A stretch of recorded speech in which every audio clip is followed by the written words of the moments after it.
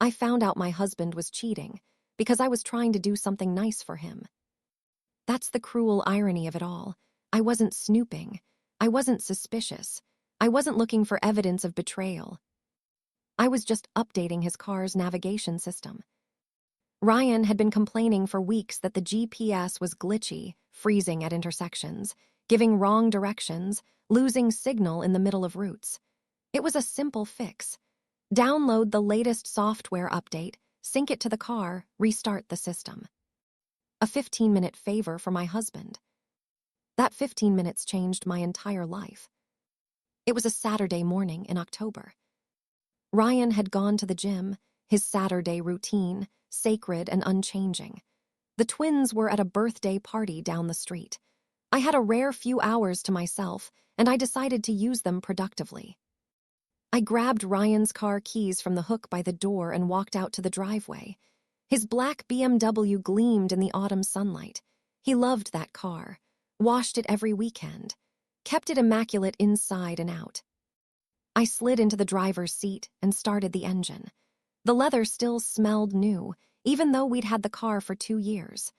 Ryan took better care of this vehicle than most people take care of their children. I connected my laptop to the car's system and began the update process. While I waited for the software to download, I explored the navigation menu. I wanted to make sure everything was working properly before Ryan got home. That's when I saw it. Recent destinations. A list of addresses Ryan had navigated to over the past several months. Restaurants, the kids' school, his office, the grocery store. And one address that appeared again. And again. And again. I scrolled through the list, my heart rate slowly increasing. 1847 Maple Grove, Apt 12B. The address repeated like a drumbeat, over and over, week after week, month after month. I started counting. 10 times. 20 times. 30 times. I kept scrolling. 40 times.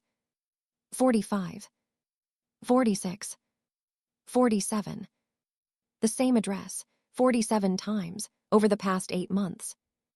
I stared at the screen, my mind struggling to process what I was seeing. I didn't recognize the address. It wasn't anywhere Ryan should have been going, not his office, not the gym, not any of our friends' homes. Who lived at 1847 Maple Grove, apartment 12B. And why had my husband been there 47 times without ever mentioning it? I told myself there was an explanation. A client, a coworker, a new restaurant he had discovered. But even as I formed these excuses, I knew they didn't make sense. 47 visits to a client, that would be obsessive. 47 visits to a coworker's apartment, that would be inappropriate at best. 47 visits to a restaurant, that would show up as a business, not a residential address. And the pattern was too regular, too deliberate. I pulled up the detailed history. The navigation system logged not just destinations, but dates and times. The visits had started in February, 8 months ago. They happened twice a week, sometimes 3 times. Always during work hours, always on weekdays. Ryan left for work at 8 a.m. and returned at 6 p.m., like clockwork. He never mentioned these detours, never had unexplained absences, never gave me any reason to suspect. Which meant he had been lying to me. Seamlessly. Perfectly. For 8 months. I sat in that car for a long time. The laptop had finished the update. The GPS was working perfectly now, but I couldn't move, couldn't think, couldn't do anything except stare at that address, repeated 47 times on the glowing screen. Finally, I pulled out my phone. I typed the address into a search engine. The results loaded. It was an apartment building, a nice one based on the photos, modern construction, security entrance, the kind of place young professionals lived. But that didn't tell me who lived there. I needed more information. I searched property records, tenant registries, anything that might give me a name. And then I found it. A social media post from someone showing off their new apartment. The caption read, "Finally settled into my new place. 1847 Maple Grove, here I come. Houses." The post was from February, 8 months ago. Exactly when Ryan's visits had started. I clicked on the profile, and my heart stopped. The photo showed a woman in her mid-30s. Dark hair, blue eyes, a smile that radiated warmth and confidence. I knew that face. I had seen it in old photos, in Ryan's college albums, in the stories he told about his youth before he met me.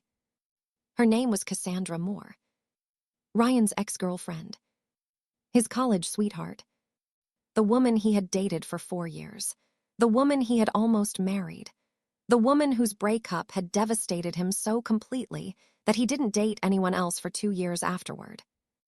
The woman he swore meant nothing to him anymore. The woman he promised he had no contact with. The woman he had apparently been visiting 47 times in 8 months. My name is Isabel. I was 36 years old on that October morning, married to Ryan for 9 years, mother to twins Maya and Ethan, 7 years old, the lights of my life. I had thought my marriage was happy.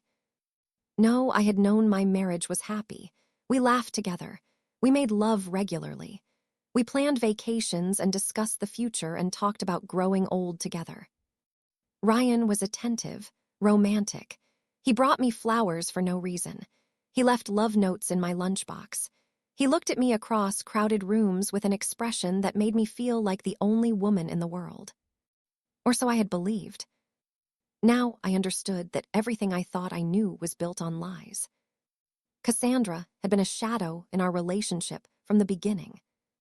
Ryan mentioned her early on when we were first dating. My college girlfriend, he called her. We were serious. It ended badly. Ancient history now. He was vague about the details, said it was complicated, said he didn't like talking about it. I respected his privacy. Everyone has a past, right? Everyone has relationships that didn't work out. But there were moments, small, fleeting moments, that made me wonder. The way his face changed when her name came up. The way he avoided certain topics, certain places, certain songs that seemed to remind him of her. The way he reacted when I once jokingly asked if she was the one who got away. "There's no such thing," he had said, his voice tight. "I'm exactly where I'm supposed to be, with you." I had believed him. I had been a fool. The twins came home from the birthday party at noon, buzzing with sugar and excitement. "Mommy, we had chocolate cake." "Mommy, there was a bouncy house." "Mommy, look at the party favors." I smiled and hugged them and pretended everything was normal. I examined their goodie bags and listened to their stories and made them lunch while my mind raced with questions I couldn't answer. Ryan came home at 1 o'clock, sweaty from the gym, cheerful and affectionate. "Hey, babe," he said, kissing my cheek. "How was your morning?" "Quiet," I said. "I updated your car's GPS. It should work fine now." "Oh, that's great. Thank you. I know it's been driving me crazy." He smiled at me, that warm, genuine smile I had fallen in love with years ago. And I felt nothing.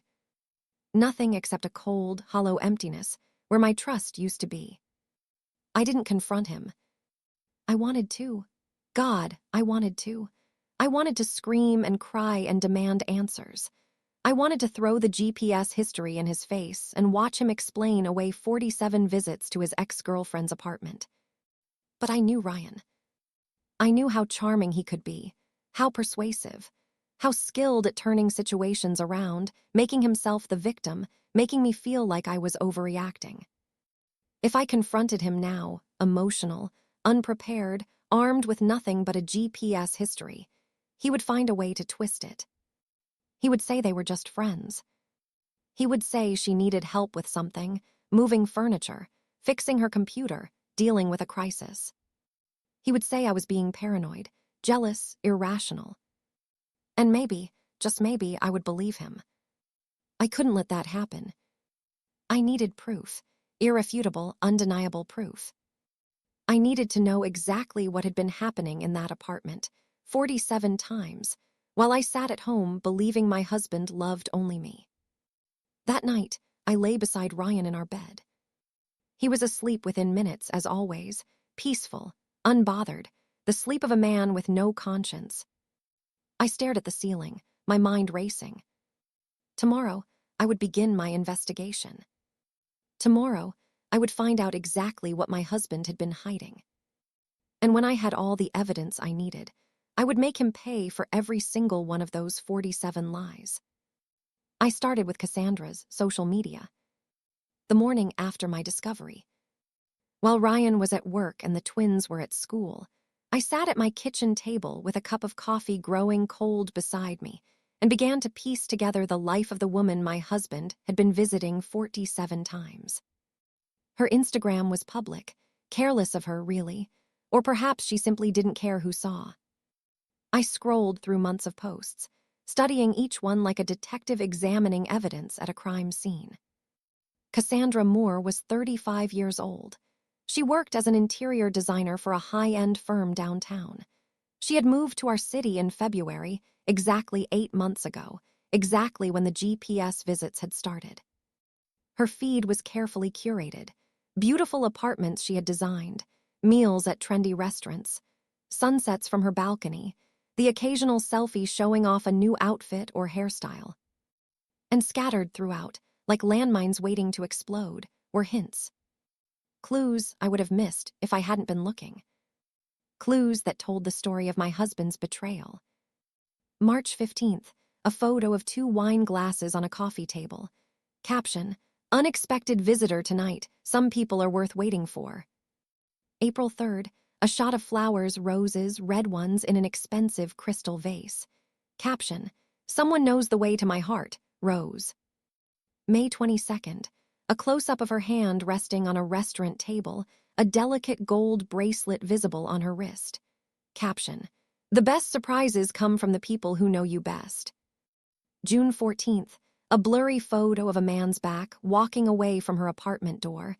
You couldn't see his face, but I recognized that posture, that build, the slight hunch in his shoulders that came from years of hunching over a computer. It was Ryan, my husband, in her apartment, captured on camera and posted to social media like a trophy.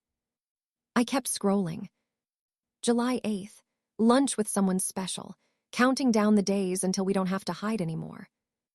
August 19th, some loves never die, they just wait for the right moment to bloom again. Cherry blossom. September 30th, he says he'll figure it out soon. I believe him. I've always believed him. The posts painted a picture, so clear it was almost unbearable. This wasn't a casual fling. This wasn't a moment of weakness. This was a full-blown relationship, emotional, romantic, ongoing. And Cassandra thought she was the main character. She thought Ryan was going to leave me. She thought they were going to be together soon. She had been waiting, believing, hopping. Just like I had been. We were both fools. The only difference was that I had discovered the truth. I moved on to the financial records. Ryan handled most of our finances. He paid the bills, managed the investments, filed the taxes. I trusted him completely, or at least I had. But all of our accounts were in both our names. I had full access. I just had never thought to look. Now I looked. I downloaded 3 months of credit card statements and began going through them line by line. The patterns emerged quickly. Restaurant charges near Cassandra's address, places I had never been to, places Ryan had never mentioned. The Velvet Room, $187.43. Café Botanica, $94.12. Mason Laurent, $312.67. These weren't business lunches. These weren't quick meals with coworkers. These were expensive, intimate dinners at romantic restaurants. I found hotel charges too. The Kensington Hotel, $289. Riverside Suites, $342. Hotels in our own city. Why would Ryan need a hotel room when we lived 20 minutes away? I knew why. I just didn't want to admit it yet. The jewelry store was the worst.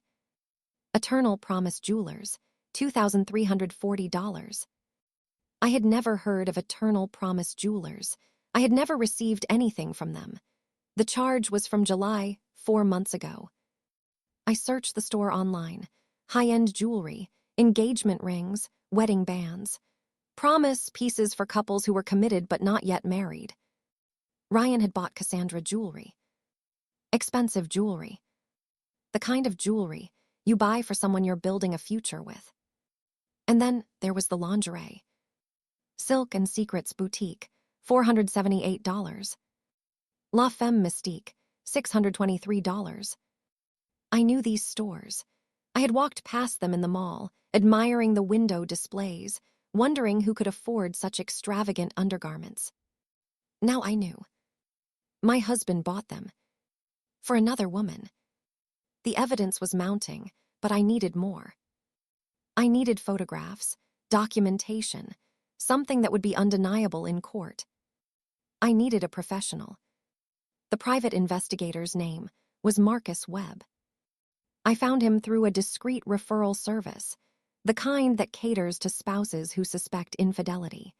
His website was simple, professional, and promised confidential investigation services with irrefutable documentation. I called him from a burner phone I had purchased at a convenience store.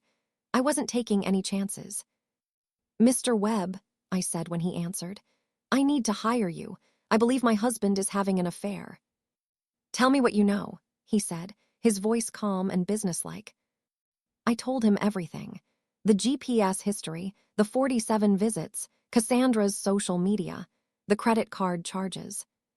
When I finished, he was quiet for a moment. "Mrs. Chen," he said finally, "based on what you've described, I would say your suspicions are almost certainly correct. But suspicions aren't evidence. Let me get you the proof you need." "What will that involve?" "Surveillance. I'll track your husband's movements, document his visits to this address, photograph him entering and leaving, capture any intimate moments that occur in public spaces." My stomach turned. "How long will it take?" "Based on the frequency you've described, twice a week. I should have comprehensive documentation within 2 weeks, maybe less." "Do it." Marcus Webb was worth every penny. Within 10 days, he had compiled a file that would have made any divorce attorney weep with joy.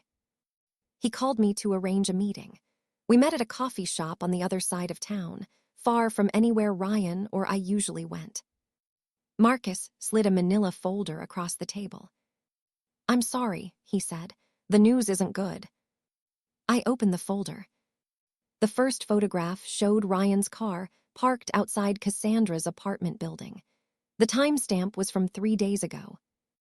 The second photograph showed Ryan entering the building, looking around furtively, checking to make sure no one was watching. The third photograph showed him exiting the building 3 hours later. The fourth photograph made me stop breathing. Ryan and Cassandra, on the sidewalk outside her building, his arms wrapped around her, their lips pressed together in a kiss that was anything but casual. I kept flipping through the photos. Ryan holding Cassandra's hand as they walked into a restaurant. Ryan and Cassandra sharing a dessert, feeding each other spoonfuls like teenagers in love. Ryan kissing Cassandra's forehead outside a jewelry store, the same one where he had spent $2,340. Ryan walking her to her door, Ryan hugging her goodbye, Ryan looking back at her with an expression I recognized. It was the way he used to look at me. "There's more," Marcus said quietly. He pulled out a second folder. My associate was able to access some communication records, text messages, emails. I won't go into detail about how the methods are gray area, but the content is genuine. I opened the folder. Printouts of text messages between Ryan and Cassandra. "Ryan, I miss you already. Today was perfect." "Cassandra, when can I see you again?" "Ryan, Thursday. I'll tell her I have a client dinner." "Cassandra, I hate all this sneaking around." "Ryan, I know, baby. Soon. I'm figuring out the divorce. It's complicated with the kids."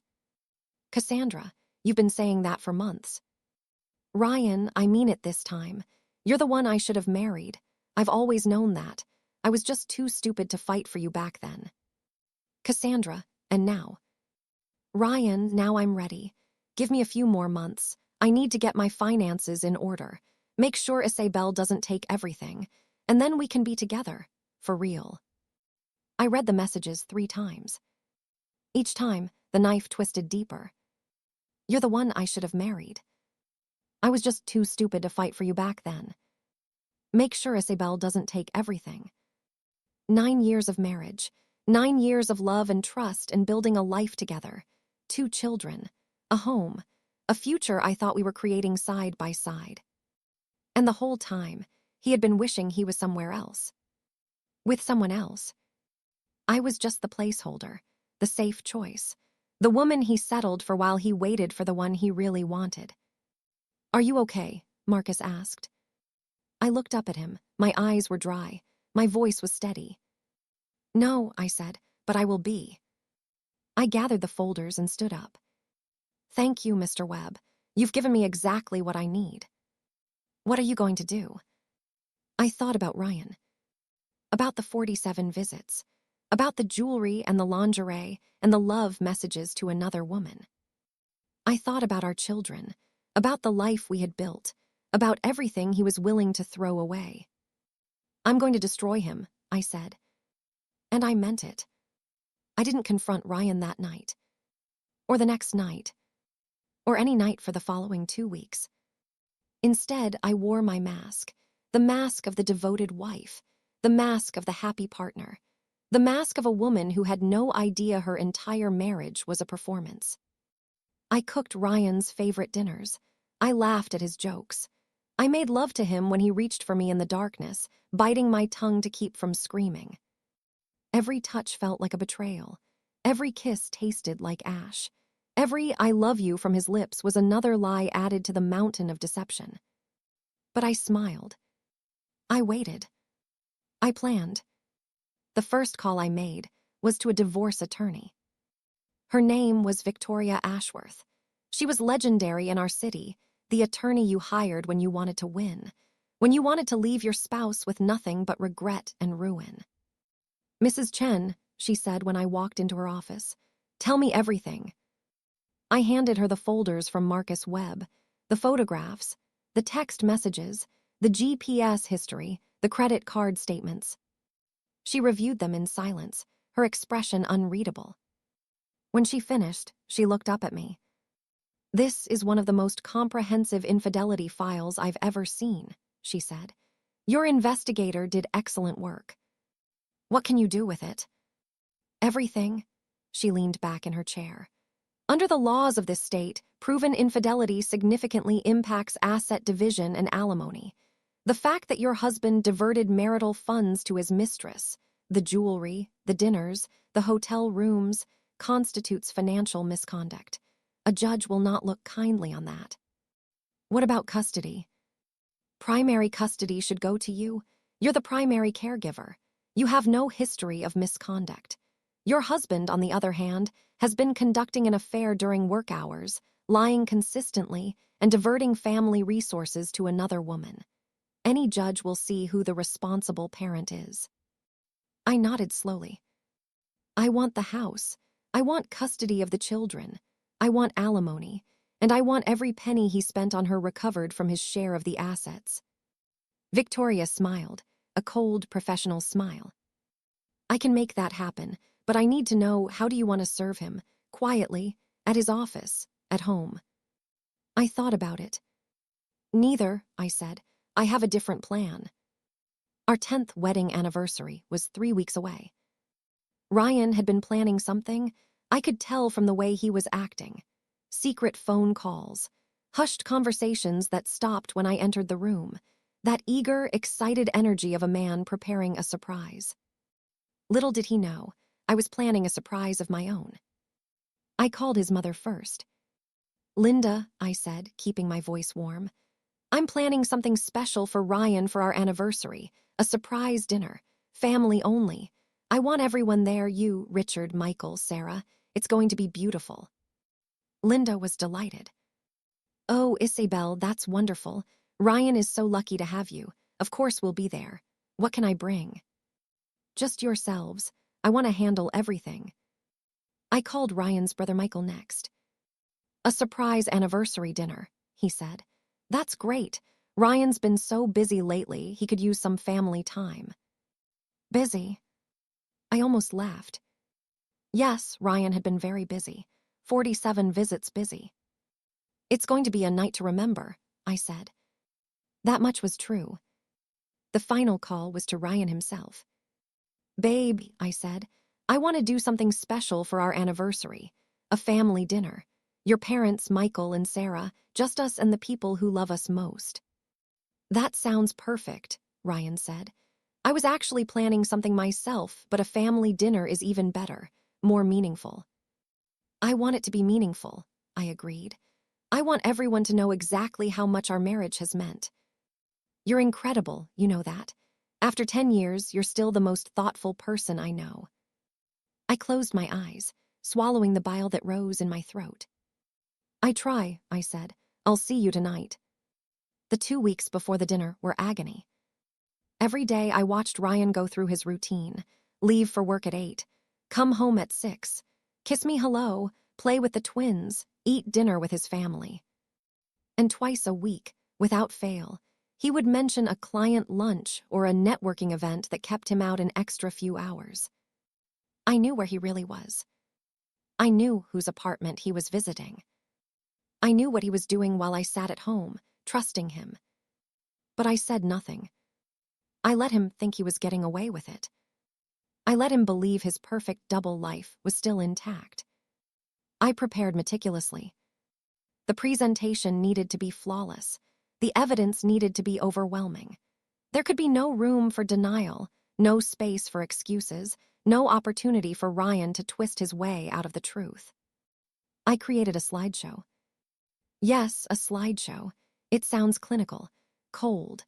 But that's exactly what I needed, clinical precision to cut through whatever emotional manipulation Ryan would attempt. The first slide showed the GPS history. A screenshot of the navigation system, with 1847 Maple Grove highlighted 47 times. The second slide showed Cassandra's apartment building, her name on the mailbox, her face from her social media profile. The third slide showed Ryan's credit card statements, the restaurants, the hotels, the jewelry store, the lingerie shops, all highlighted in damning red.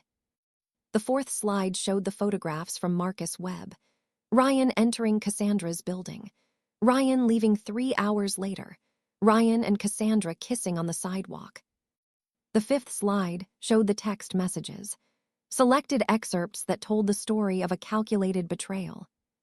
You're the one I should have married.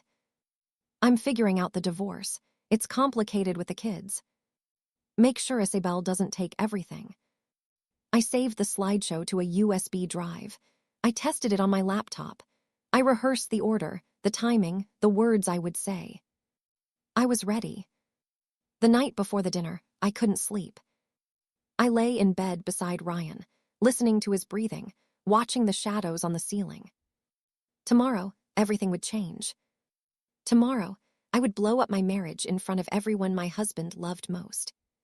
Tomorrow, I would watch his perfect facade crumble to dust. Part of me was terrified. Part of me wanted to call the whole thing off, confront him privately, give him a chance to explain. But then I remembered the messages. You're the one I should have married. He wasn't sorry. He wasn't conflicted. He was just waiting for the right moment to leave me. I would give him his moment. Just not the way he expected. The day of the anniversary dinner arrived. I spent the morning cleaning the house, arranging flowers, preparing a menu that looked like a celebration. Roasted chicken with herbs, garlic mashed potatoes, seasonal vegetables, a chocolate cake for dessert. The twins were with my sister for the night. I had told her it was a romantic anniversary dinner for Ryan and me. She had no idea what I was really planning. Ryan came home early, looking pleased with himself. The house looks beautiful, he said, kissing my cheek. You've outdone yourself. I wanted everything to be perfect. It is, You're amazing, you know that. 10 years and you still surprise me. I smiled. You have no idea. The guests arrived at 6. Ryan's parents, Linda and Richard, came first. They brought wine and a card and hugs that lasted too long. Linda kept telling me how lucky Ryan was, how she couldn't believe it had already been 10 years. Ryan's brother Michael and his wife Sarah arrived next. More hugs, more congratulations, more praise for the beautiful home, the wonderful meal, the perfect couple. I accepted it all with a smile, counting down the minutes. Dinner was served at 7. We sat around the table, 6 adults celebrating a marriage built on lies. The conversation flowed easily. Work, children, plans for the holidays. Linda told stories about Ryan as a child. Richard made jokes that made everyone groan. And Ryan. Ryan sat at the head of the table, basking in the attention, playing the role of devoted husband and loving son. He held my hand. He gazed at me adoringly. He spoke about our marriage like it was the greatest achievement of his life. I let him perform. I watched him lie to everyone he loved. And I waited for dessert. At 8 o'clock, I stood up. Before we have cake, I said, I want to say a few words about Ryan and our marriage. Everyone smiled.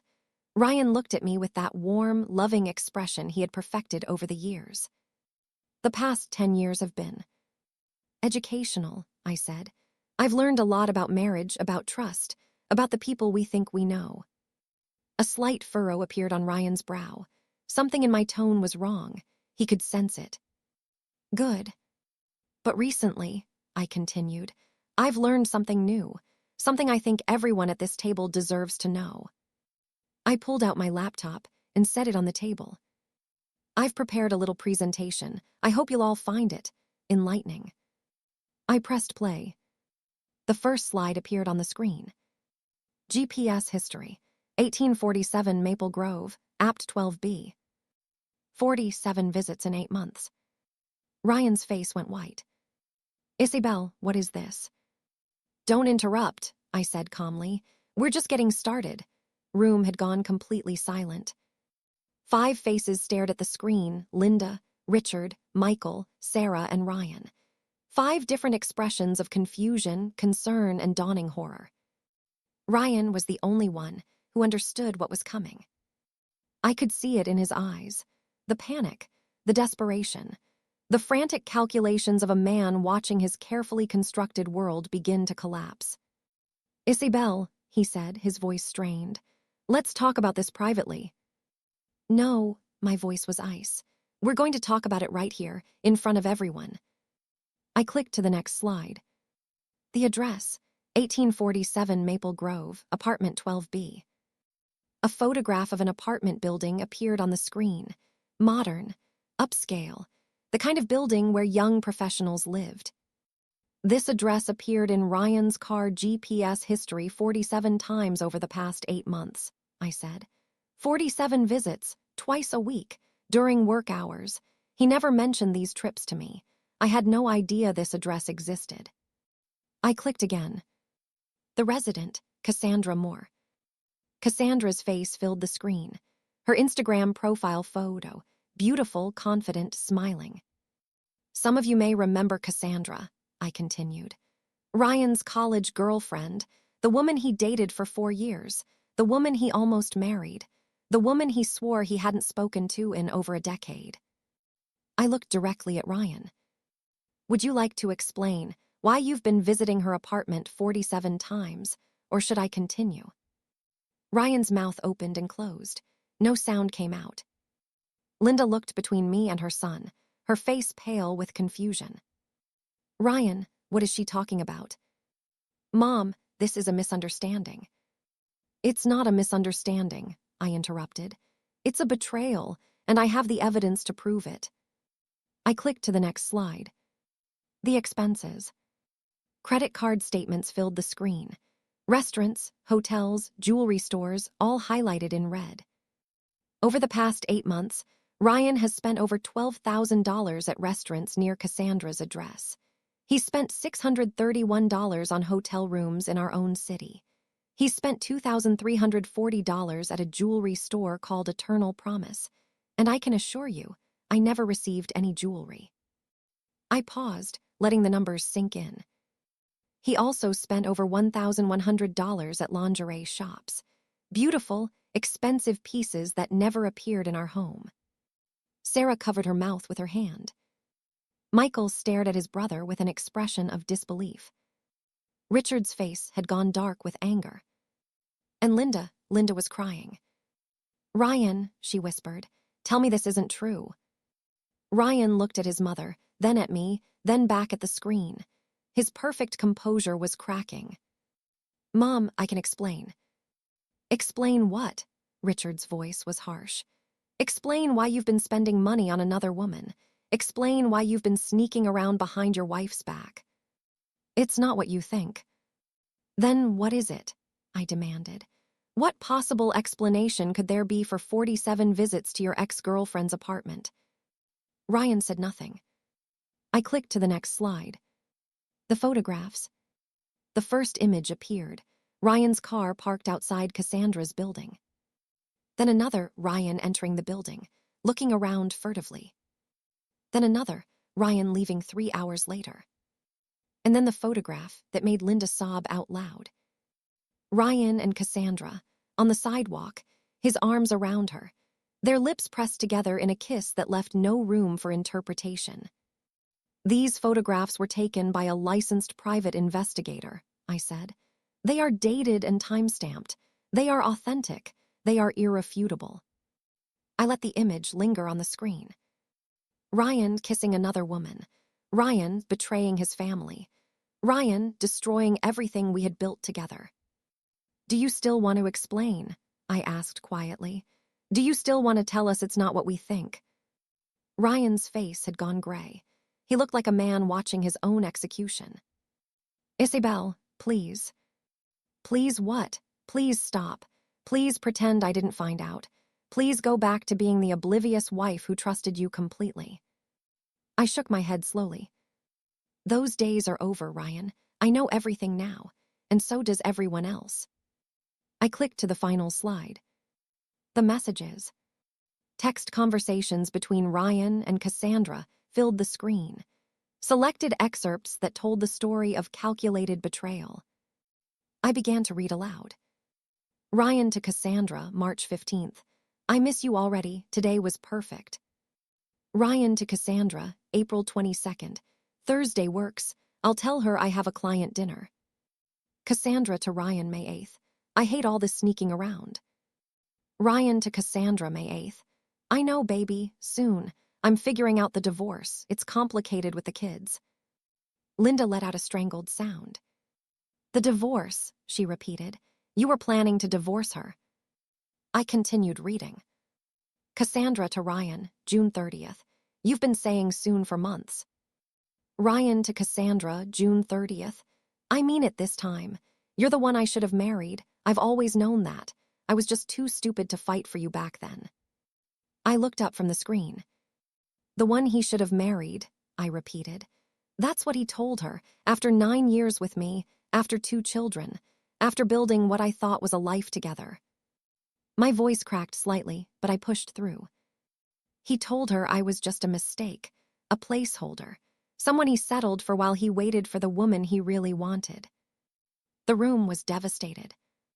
Linda was sobbing openly, her face buried in her hands.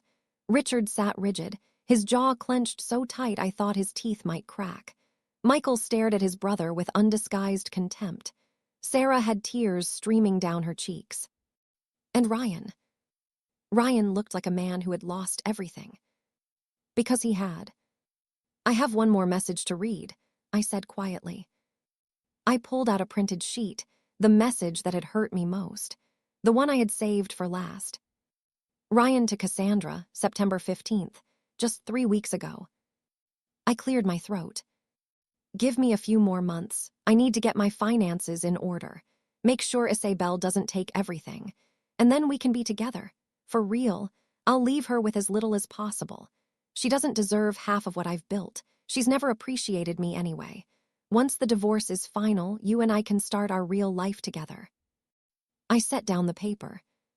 She doesn't deserve half of what I've built, I repeated. She's never appreciated me. That's what my husband of 10 years thinks of me. That's what he told another woman while I was at home, raising his children, trusting him completely. I looked at Ryan. Do you have anything to say? Any explanation? Any defense? For a long moment, Ryan said nothing. Then, slowly, he stood up. Isabel, I know you're hurt. Hurt, I laughed, a bitter, hollow sound. Hurt doesn't begin to cover it. But you have to understand. Our marriage hasn't been good for a long time. We've been drifting apart. I tried to tell you. When? I demanded. When did you try to tell me? When did you sit me down and say, Isabel, I'm unhappy. Let's work on this together. When did you suggest counseling? When did you make any effort at all to save our marriage before running to another woman? He had no answer. You didn't try anything, I continued. You just started lying. You snuck around behind my back for 8 months.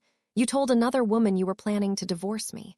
You spent our money on jewelry and lingerie and hotel rooms, and you never said a single word to me. I was confused. You weren't confused. You were selfish. You wanted to have both of us. The wife at home, taking care of your children, maintaining your respectable image, and the girlfriend on the side, giving you excitement and passion and escape. I stepped closer to him. Well, the escape is over, Ryan. You don't get both anymore. You don't get either. Linda stood up, her face tear-streaked and furious. Ryan, how could you? How could you do this to Isabel, to your children, to us? Mom. Don't. Her voice was sharp. Don't try to explain. Don't try to justify. There is no justification for this. You betrayed your wife. You betrayed your family. You betrayed everything we raised you to believe in. She turned to me. Isabel, I am so sorry. I am so sorry for what my son has done to you. It's not your fault, Linda. You raised him to be a good man. He chose to become something else. Richard stood next. I don't have words, he said, his voice thick with emotion. I don't have words for how disappointed I am, how ashamed. He looked at Ryan with an expression I had never seen before. Disgust. You are not the man I thought you were. You are not the son I thought I raised. And until you find a way to make this right, if that's even possible, I don't want to see your face. Dad. We're leaving. Richard took Linda's arm. Sarah, Michael, let's go. Michael stood, pulling Sarah with him. He stopped in front of Ryan on his way out. You know what the worst part is, Michael said quietly. You had everything, a beautiful wife, 2 amazing kids, a family that loved you, and you threw it all away for what? Some college girlfriend who makes you feel young again. He shook his head. You're pathetic, Ryan. You're absolutely pathetic. He walked out without looking back. The front door closed. The house fell silent. And then it was just Ryan and me, standing in the ruins of our marriage, surrounded by empty chairs and abandoned plates, and the wreckage of a celebration that had become an execution. The silence lasted for what felt like an eternity. Ryan stood in the middle of our dining room, surrounded by the debris of our ruined anniversary dinner. Half-eaten plates of food, abandoned wine glasses, the chocolate cake I had made, untouched and mocking. He looked diminished somehow, smaller. The confident, charming man I had married had been replaced by something hollow and broken. Good. Isabel, he finally said, please, we can work through this. I stared at him. Work through this? Ryan, you've been sleeping with your ex-girlfriend for 8 months. You told her I was a mistake.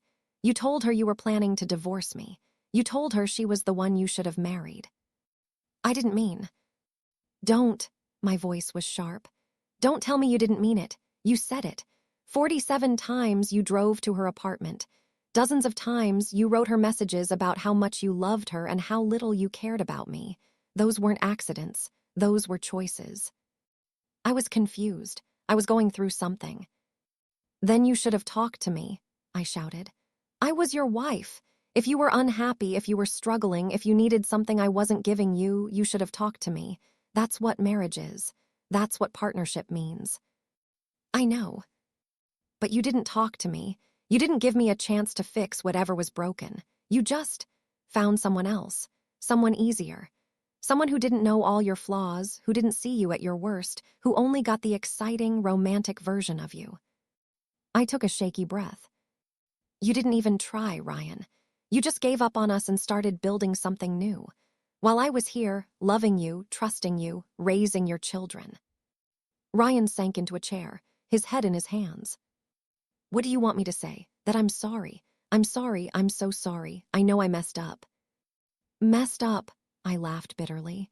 A speeding ticket is messing up. Forgetting our anniversary is messing up. This is a systematic betrayal of everything our marriage was supposed to be. I love you, Isabel. I still love you. What I have with Cassandra, it's not love. It's just escape, fantasy. It doesn't mean anything. It meant enough to visit her 47 times. It meant enough to buy her jewelry and lingerie. It meant enough to tell her you were planning to leave me. I wasn't really going to.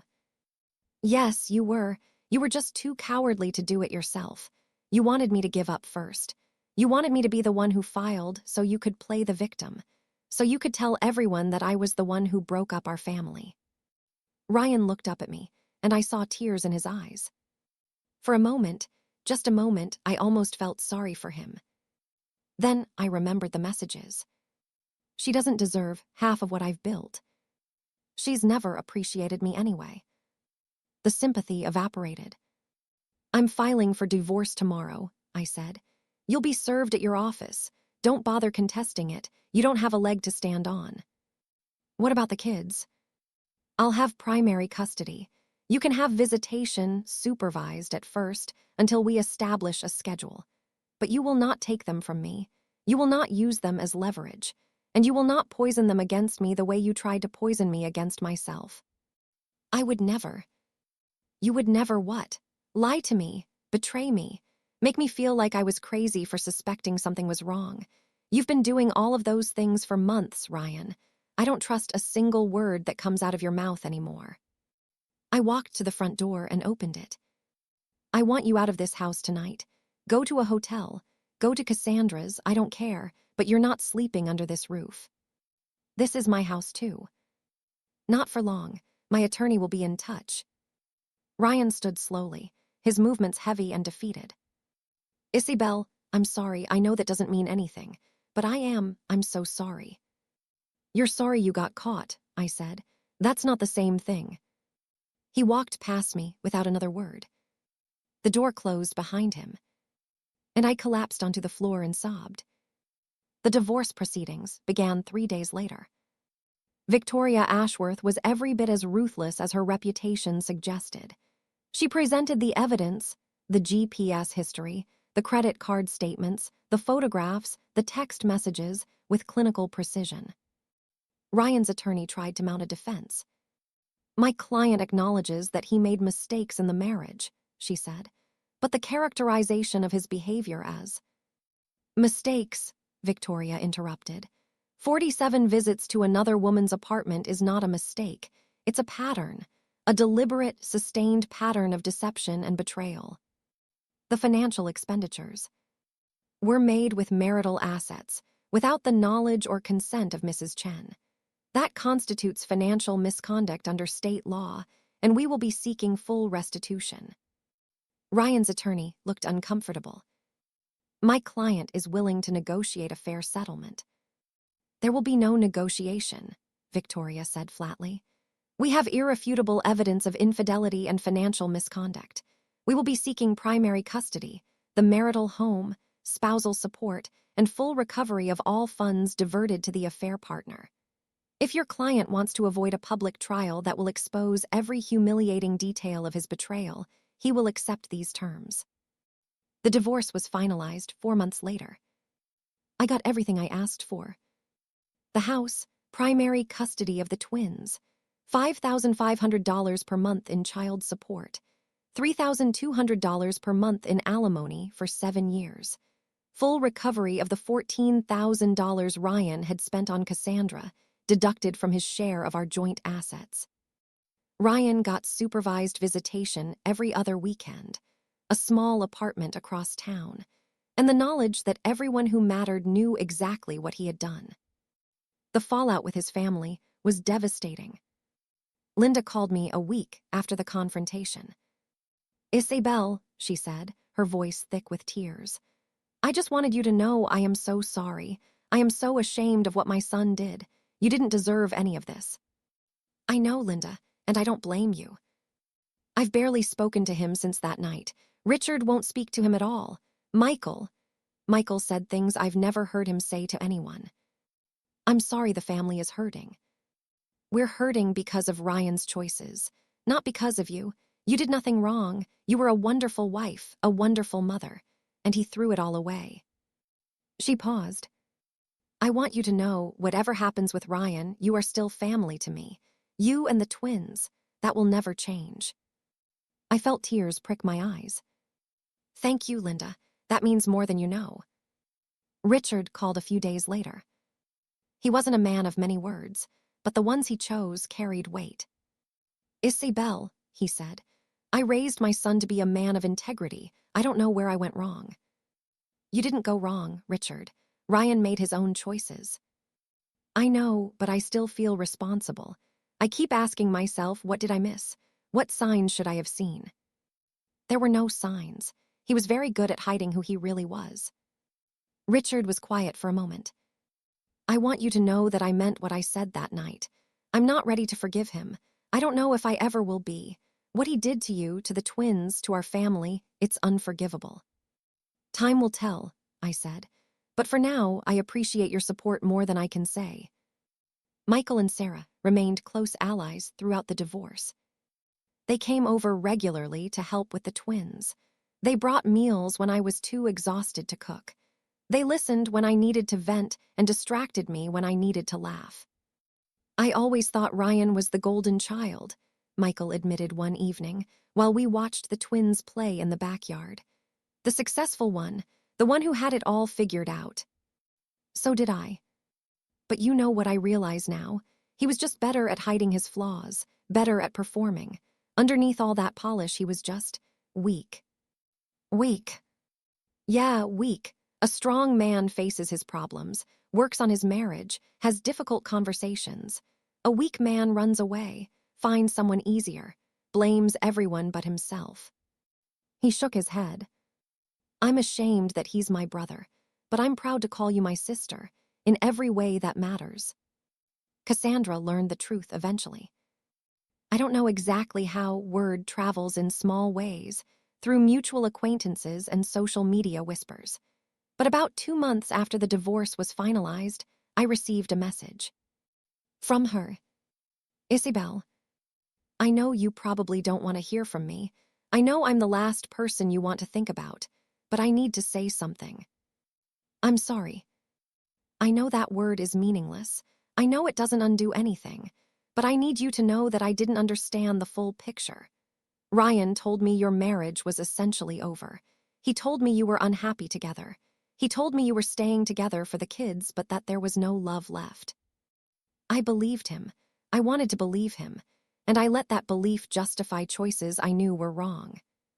When I heard what happened, what you revealed, how you exposed him, I realized that I had been lied to just as much as you had. He was never going to leave you. He was never going to choose me. He was just using both of us to get what he wanted. I ended things with him that same week. I couldn't look at him anymore without seeing all the lies.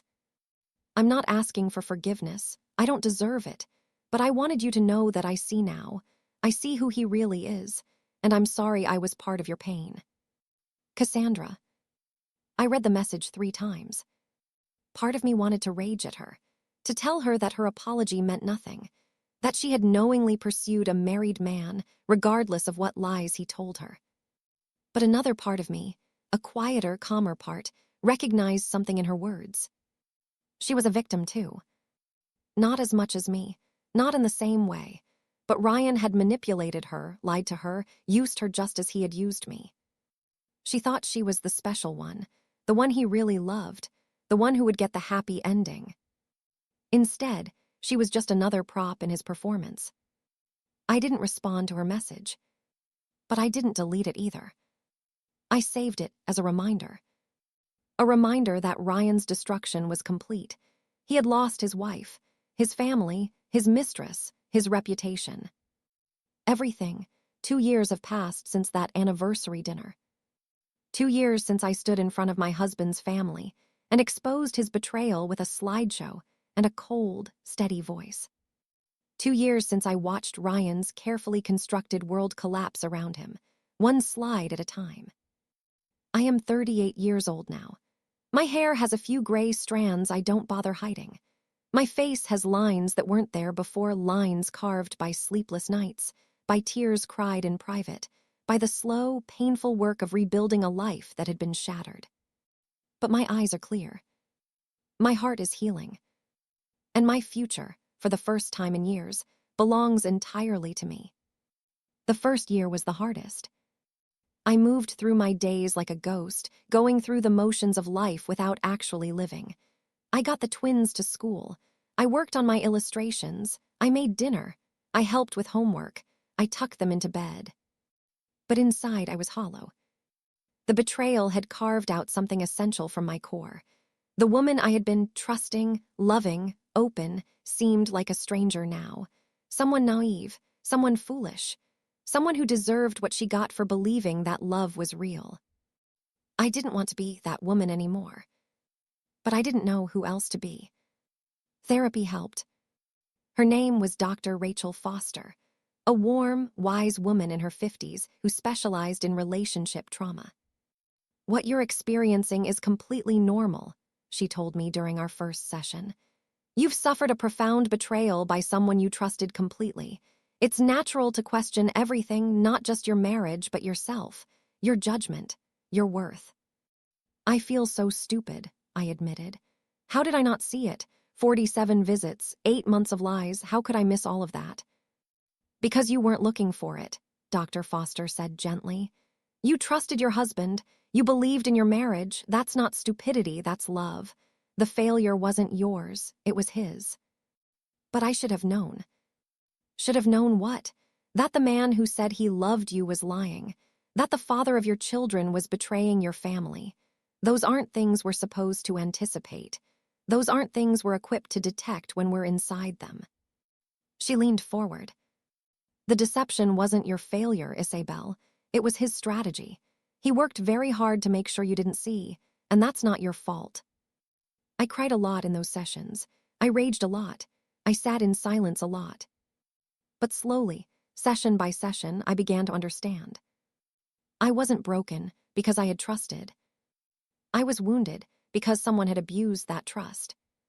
And wounds, with time and care, can heal.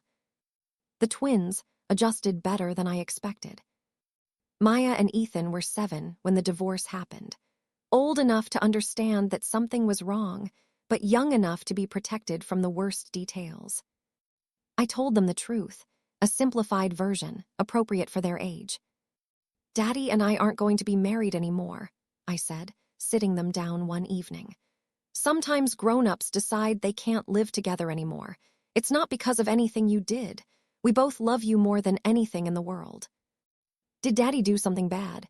Maya asked, her eyes too perceptive for comfort. I hesitated. "Daddy made some choices that hurt our family," I said carefully. "Choices that mean we can't be married anymore, but he's still your father, he still loves you, and you'll still see him." "I don't want to see him," Ethan muttered. "He made you cry." My heart broke a little more. "Sometimes people we love make us cry," I said. "That doesn't mean we stop loving them. It just means things change." They accepted this explanation with the resilience of childhood. They asked questions sometimes about the divorce, about Daddy's new apartment, about why things couldn't go back to the way they were. I answered honestly, without cruelty. I never spoke badly about Ryan in front of them. Whatever he had done to me, he was still their father. They would form their own opinions as they grew older. Ryan saw the children every other weekend. The visits were awkward at first. He picked them up from my house, avoiding my eyes, mumbling hellos and goodbyes without ever really speaking. The twins returned from those weekends with mixed reports. Sometimes they had fun, trips to the park, movies, ice cream. Sometimes they seemed confused or unsettled. "Daddy was sad today," Maya told me once. "He kept looking at his phone and sighing." "Daddy doesn't have a lot of food in his apartment," Ethan observed another time. "We had cereal for dinner." I said nothing. I let them process their own experiences. Over time, the visits became more normal.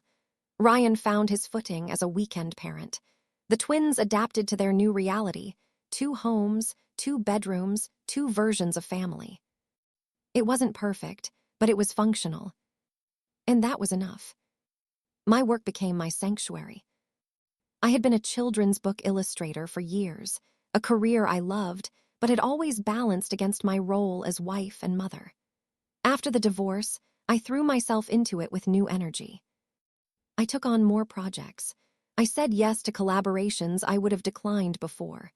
I pushed my art in new directions, experimenting with styles and techniques I had always wanted to try. My work improved. My reputation grew. A year after the divorce, I illustrated a book that became a bestseller, a children's story about a girl who discovers she's stronger than she ever imagined. The author wrote it about her own daughter, but when I read the manuscript, I saw myself. A woman who had been broken, who had pieced herself back together, who had emerged from darkness with new strength and clarity. I poured everything I had into those illustrations. And when the book won an award, I stood at the podium and thought about how far I had come. From a woman sobbing on her dining room floor to this. I reconnected with friends I had neglected during my marriage. When you're married to someone like Ryan, someone who demands attention, who fills up all the space in a room, you tend to let other relationships fade. You don't mean to, it just happens. But after the divorce, those friends came back. My college roommate, Sophie, my former colleague, Nina, my childhood best friend, Tara. They showed up with wine and takeout and listening ears. They held me when I cried. They made me laugh when I thought I'd forgotten how. "I should have been there more," Sophie said one night. "During your marriage, I should have checked in more often." "I pushed people away," I admitted. "I was so focused on being the perfect wife, I didn't make room for anything else." "Wells, you have room now, and we're not going anywhere." I realized, in that moment, how much I had sacrificed for a man who didn't deserve it. I promised myself I would never make that mistake again. 18 months after the divorce, I met someone. His name was Daniel. He was a pediatrician at the hospital where my friend Nina worked. She had mentioned me to him, mentioned that I was single, mentioned that I was the strongest woman she knew.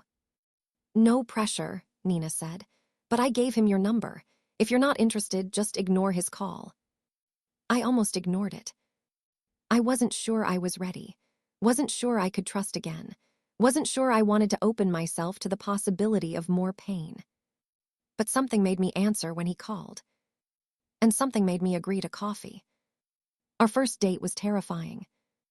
I hadn't been on a date in over a decade. I didn't know how to flirt, how to make small talk, how to be vulnerable with someone new. But Daniel made it easy. He was kind and patient and genuinely interested in who I was, not just what I looked like or what I could offer him. He asked about my work, about the twins, about my life before and after the divorce. When I mentioned Ryan, briefly, carefully, he didn't pry. "That sounds incredibly painful," he said simply. "I'm sorry you went through that." It was, but I'm okay now. Better than okay, actually. "I can tell," he smiled. "You seem like someone who's figured out who she is." "I'm working on it. Aren't we all?" Daniel and I have been together for 6 months now. We take things slowly. We communicate openly. We don't hide things or keep secrets or pretend to be people we're not. He has met the twins, casual encounters at first, then more involved. They like him. Maya especially enjoys hearing his stories about the children at the hospital. Ethan appreciates that Daniel takes his video game interests seriously. I don't know where this relationship is going. I don't need to know. I'm not planning forever anymore. I'm just living, day by day, step by step. And for now, that's enough. I think about Ryan sometimes. Not often.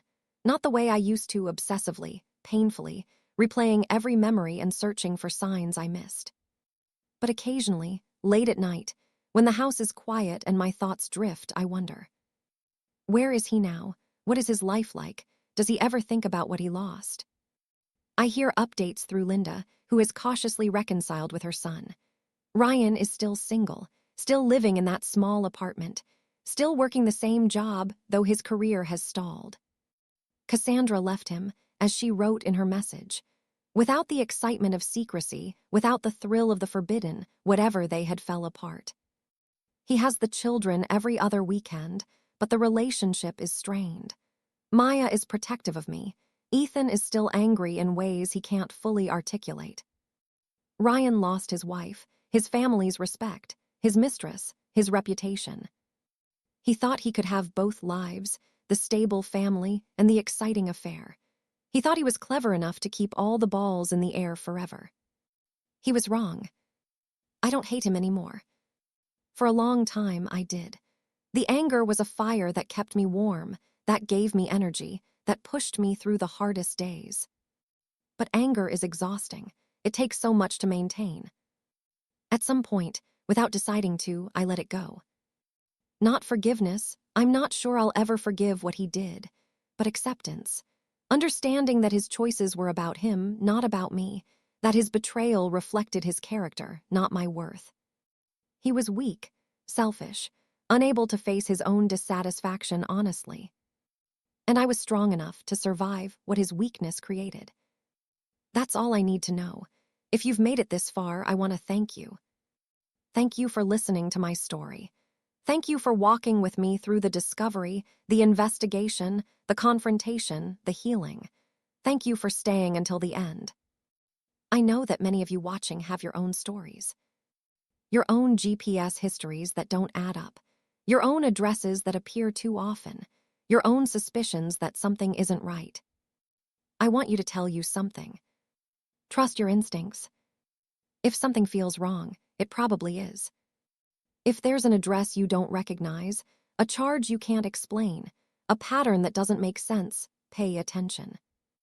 I found 47 visits because I was doing something nice for my husband. I wasn't looking for evidence. I wasn't suspicious. I was just updating his GPS. But when I saw that address repeated over and over, I listened to the voice inside me that said something was wrong. That voice saved me. It can save you too. My husband's car GPS history showed the same address 47 times. It was his ex-girlfriend's flat. Finding that history was the worst moment of my life. But it was also the moment that set me free. Because as long as Ryan was hiding his double life, as long as he was visiting Cassandra and lying to my face, I was trapped in a marriage that wasn't real. The GPS gave me the truth. And the truth, no matter how painful, is always better than a beautiful lie. So here's my question for you. What patterns are hiding in your life? What addresses, what charges, what behaviors don't quite add up?